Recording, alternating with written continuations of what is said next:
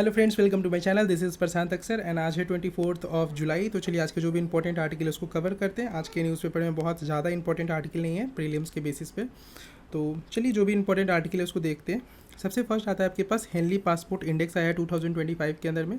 ये Henley passport index क्या है, तो ये एक रिपोर्ट लेके आता है, जिस रिपोर्ट के अंदर में बेसिकली शो करता है कि कौन से कंट्री का पासपोर्ट कितना ज़्यादा स्ट्रॉन्ग है। ठीक है, तो ये जो हेनली पासपोर्ट रिपोर्ट आया है इसके अंदर में 2025 के अंदर में इंडिया का जो रैंक है वो 77 आया है। तो ये याद रखना है कि 77 रैंक इंडिया का आया है। पिछले साल 85th रैंक पे इंडिया था।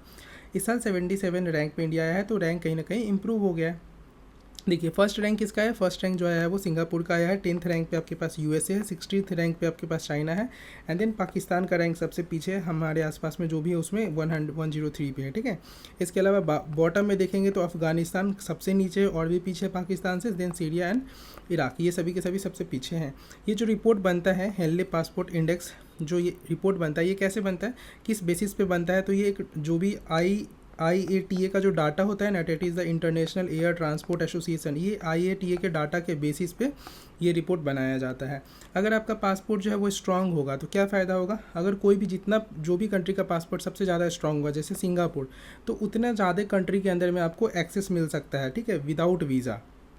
जैसे एग्जांपल में अगर मान लीजिए इंडिया का पासपोर्ट, आपको यहाँ से इंडिया से यूएस के अंदर में ट्रैवल करना है, तो ट्रैवल करने के लिए आपको इंडिया का पासपोर्ट चाहिए होगा और यूएस का वीज़ा चाहिए होगा। लेकिन अगर मान लीजिए आपकी कंट्री का पासपोर्ट बहुत ज़्यादा स्ट्रॉन्ग है, बहुत अच्छे नंबर पे आता है, 10 है, 2 है, 3 है, 1 है, ऐसा नंबर पे आता है पासपोर्ट, तो आप बिना वीज़ा का भी ट्रैवल कर सकते हो। एग्जांपल इंडिया का अगर 77 अगर अभी रैंक आया है, तो इस 77 रैंक के अंदर में हम लोग 59 कंट्रीज़ के अंदर में विदाउट वीज़ा ट्रैवल कर सकते हैं। सिर्फ इंडिया के अंदर में हम लोग पासपोर्ट बनवाए, वही पासपोर्ट लेकर डायरेक्ट वीज़ा विदाउट वीज़ा का ट्रैवल कर सकते हैं। और वहाँ जाके या तो वो वीज़ा फ्री हो सकता है, जितना ज़्यादा स्ट्रॉन्ग रहेगा उतना ज़्यादा वो वीज़ा फ्री रहेगा, या फिर वीज़ा ऑन अराइवल हो सकता है कि जाइए वहाँ पे ट्रैवल कर लीजिए, वहाँ पे जाके पहुँचने के बाद आपका वहाँ पे वीज़ा बना दिया जाएगा। ठीक है, तो ये चीज़ें ध्यान में रखना है। इसके अलावा अभी न्यू जो हमारे पास कंट्रीज़ ऐड हुई है, जो हमारे यहाँ मतलब वीज़ा फ्री कर दी है इंडियंस को, वो है आपके पास फिलीपींस और श्रीलंका। ठीक है, तो ये ध्यान में आप रख सकते हो। पहला आर्टिकल ये था। आपको याद एक चीज़ रखना है कि जो रैंक आया है वो ध्यान में रखना है, बस इतना। ठीक है, और किस बेसिस पे निकलता है, तो IATA का जो डाटा है, इंटरनेशनल एयर ट्रांसपोर्ट एसोसिएशन, इसके डाटा के बेसिस पे ये रिपोर्ट जो है वो हेनली पासपोर्ट इंडेक्स बनाया जाता है। सेकेंड आर्टिकल पे आते हैं, तो सेकेंड आर्टिकल है spare live animals move to the biological models. Simple सा है, इसको हम लोग देख लेते हैं कि जो भी बायोलॉजिकल चीज़ें हो रही है, जो एक्सपेरिमेंट हो रही है, वो लाइव एनिमल पे ना किया जाए। इसमें मतलब इस आर्टिकल के अंदर ये बोला जा रहा है। और जो भी लैब ग्रोन पार्ट्स होते हैं, क्योंकि आज के टाइम में लैब ग्रोन पार्ट्स तो सारे अवेलेबल है ईजिली, कोई भी पार्ट्स जो होते हैं वो लैब ग्रोन हो जाते हैं, कोई भी एनिमल्स जो है वो लैब में बन जाते हैं, उनका क्लोन बन जाता है, तो उनका क्लोन का यूज़ करिए, लैब ग्रोन पार्ट्स का यूज़ करिए, जैसे पैंक्रियाज हो गया, स्किन हो गया, जो भी चीज़ों का ज़रूरत है, लीवर।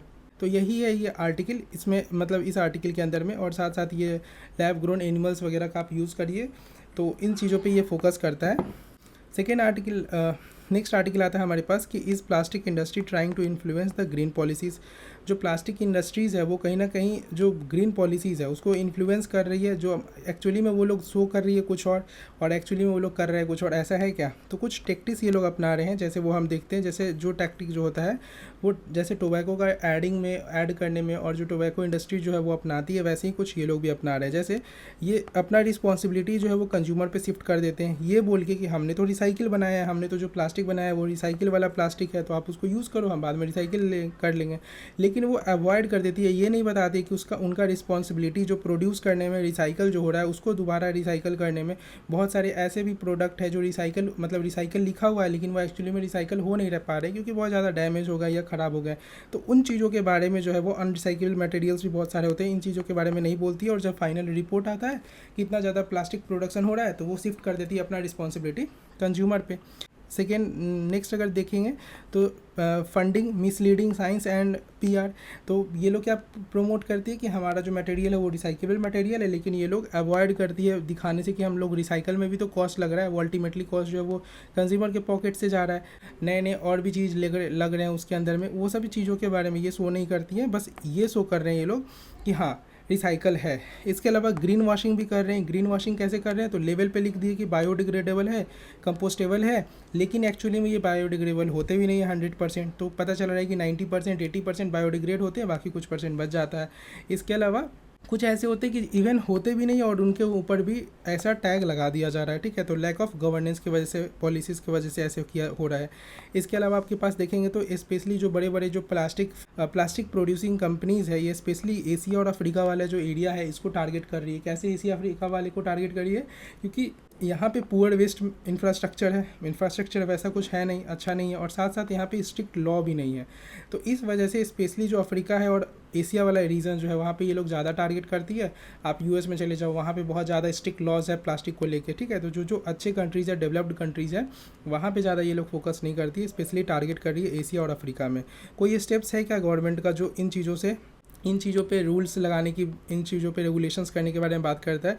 तो एक है आपके पास नमस्ते स्कीम 2014 के अंदर में लाया गया था। ये क्या करता है? तो it integrated the informal sanitations and waste workers into the formal waste management system. तो देखिए, जो नॉर्मल आदमी होता है, बच्चे को आप अक्सर देखते होंगे, या महिला को या जेंट्स को, कि वो लोग क्या करते हैं, कचरे चुनते हैं, कचरा चुन के फिर वो जाते हैं, फिर एक इंडस्ट्री के अंदर में मतलब वो देते हैं, फिर वहाँ से उनको थोड़ा बहुत पेमेंट दिया जाता है। लेकिन ये जो वर्कर्स ये सारा काम कर रहे हैं, इनके पास कोई ऐसा इक्विपमेंट्स प्रोवाइड किया जाता है क्या? तो ये सब काम इनको नहीं दिया जाता है, कोई भी इक्विपमेंट्स नहीं दिया जा रहा है।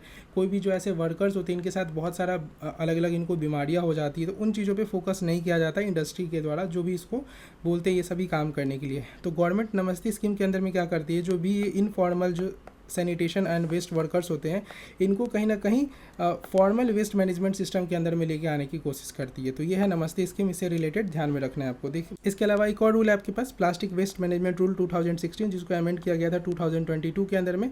अमेंडमेंट करने के बाद बोला गया कि it extended the producer responsibility, तो जो प्रोड्यूस कर रहा है ना, उसी का रिस्पॉन्सिबिलिटी ये ठहराता है रूल्स, ठीक है। तो जो पहले क्या होता था कि सिर्फ कंज्यूमर का रिस्पॉन्सिबिलिटी है कि हाँ आप मतलब इतना ज़्यादा कंज्यूमर्स यूज़ कर रहा है तो कंज्यूमर यूज़ कर रहे हैं ना, लेकिन प्रोड्यूसर्स का कोई रिस्पॉन्सिबिलिटी नहीं रहता था। अब ये रूल के अंदर में 2022 के अंदर में चेंजेस करके जो प्लास्टिक है उसका रिस्पॉन्सिबिलिटी प्लास्टिक प्रोड्यूसर्स के ऊपर भी दे दिया गया है, ठीक है।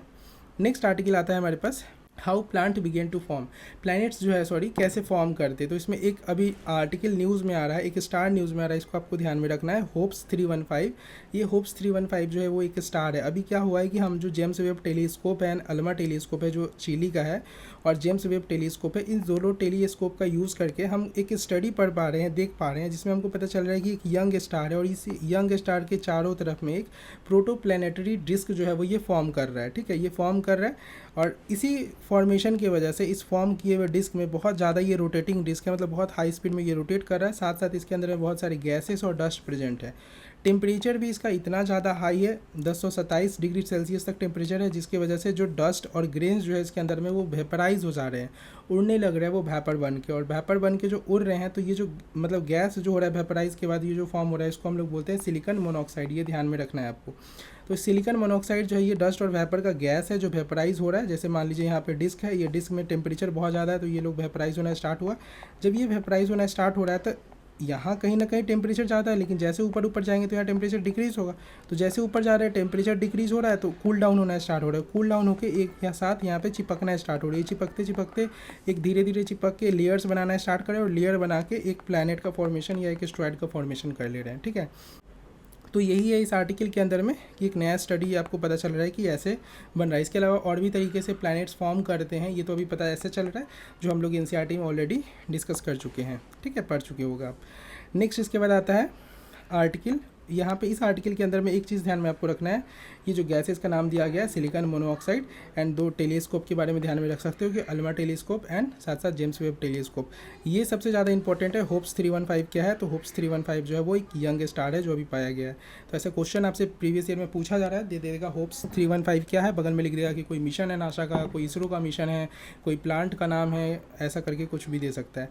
नेक्स्ट आर्टिकल है आपके पास वर्क फ्रॉम होम। ये अनरिलीवेंट मतलब रिलीवेंट आर्टिकल नहीं है सिलेबस के अकॉर्डिंग में, तो इसको हम लोग स्किप कर रहे हैं। इन्फॉर्मेटिव पर्पज़ के लिए कि हाँ क्या फ़ायदे हैं क्या नुकसान है घर से काम करने के लिए, ये है इस आर्टिकल के अंदर में। इसके अलावा अगर नेक्स्ट और लास्ट आर्टिकल आज के बारे में डिस्कस करेंगे तो आता है प्रेसिडेंशियल रेफरेंस।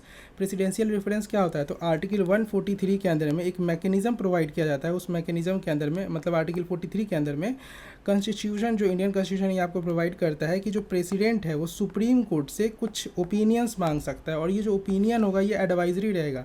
मतलब जो भी ओपिनियन सुप्रीम कोर्ट प्रेसिडेंट को देगा ये सिर्फ एडवाइजरी रहेगा। एडवाइजरी रहेगा मतलब ये जो भी सुप्रीम कोर्ट के द्वारा ओपिनियन दिया जा रहा है प्रेसिडेंट को, ये एडवाइजरी नेचर का रहेगा। मतलब ऐसा नहीं है कि जो ओपिनियन दिया गया वो 100% आपको मानना ही है, ये ओपिनियन है, एडवाइजरी है, ठीक है, कंपलसरी नहीं है। तो इसी के बारे में बात हो रहा है। तो इसी जो प्रोसेस होता है इसी को हम लोग बोलते हैं प्रेसिडेंशियल रेफरेंस, ठीक है। ये ओपिनियन किस चीज़ों पे मांग सकते हैं प्रेसिडेंट सुप्रीम कोर्ट से? तो लॉ से रिलेटेड कोई मांग सकते हैं, जैसे मान लीजिए कोई पर्टिकुलर लॉ है उससे रिलेटेड मांग सकते हैं, या कोई ऐसा इंपॉर्टेंट फैक्ट है या कोई ऐसा टॉपिक है जो पब्लिक इंपॉर्टेंस से रिलेटेड है, इंपॉर्टेंस है पब्लिक इंपॉर्टेंस के लिए, तो उन चीज़ों के लिए ऊपर भी ओपिनियन जो है वो प्रेसिडेंट सुप्रीम कोर्ट से मांग सकते हैं। किस आर्टिकल के अंदर में? 143, ये आपको ध्यान रखना है। तो ये था आपके पास presidential reference. That's all for today. कैसा लगा आज का सेशन? आज का सेशन के अंदर में बहुत सारे इंपॉर्टेंट कोई वैसा आर्टिकल नहीं था, तीन चार जो इंपॉर्टेंट आर्टिकल थे वो हमने कवर कर लिया है। लाइक करिए, शेयर करिए, सब्सक्राइब करिए। मिलते हैं नेक्स्ट सेशन के अंदर में। Thank you.